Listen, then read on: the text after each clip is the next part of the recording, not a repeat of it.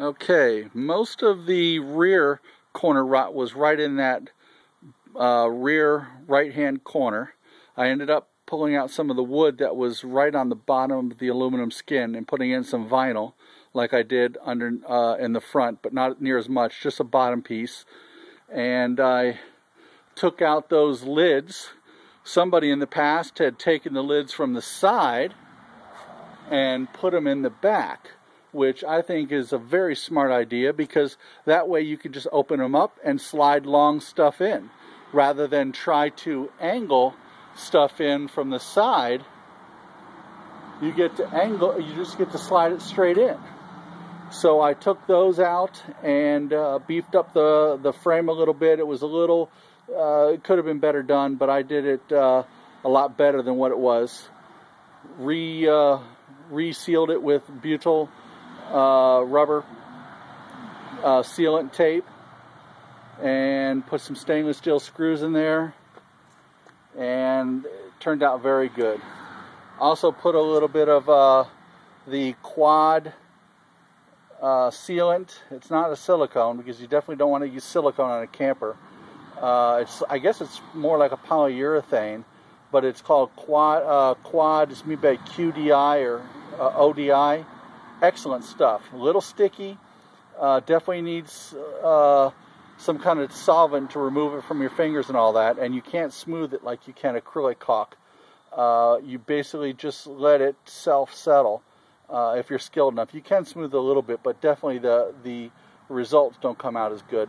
And this is clear, so I got the clear, and I also sealed up that one and resealed the trim around here and gave it a little polish just to bring a little bit of the bling back. I got to cut some of the gasketing, as you can see. So somewhere along this corner it was leaking and getting down to the bottom. So somewhere along here, somewhere along that length, it was leaking, but it's not leaking anymore. As you can see, the sealant is well on there, and it's going to be well sealed from this day on forward. And eventually we're going to add the wings. I just got tape covering up the holes just to keep water out, but we got the wings, but I want to polish them up a little bit.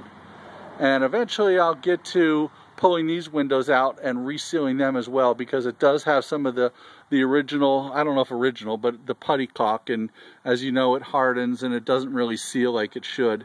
I can touch that right now and it feels very hard. So it's definitely not what I would want for long term, but you know, that now is a less priority list on it. And then also I have over here my trusty Makita. Can't live without the Makita, man. That thing is awesome. Got some Allure white maple flooring that's going to go on there. It's a float floor, so it's just going to float over the existing floor that it is now, and it locks in.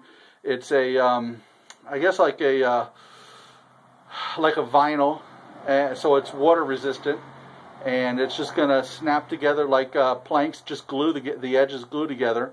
Home Depot had these. I think they're excellent alternative for a camper floor if you don't want to get crazy and rip everything up and glue down vinyl. This stuff should work great. So it's progressing. It's coming along. Can't wait to use it before winter hits.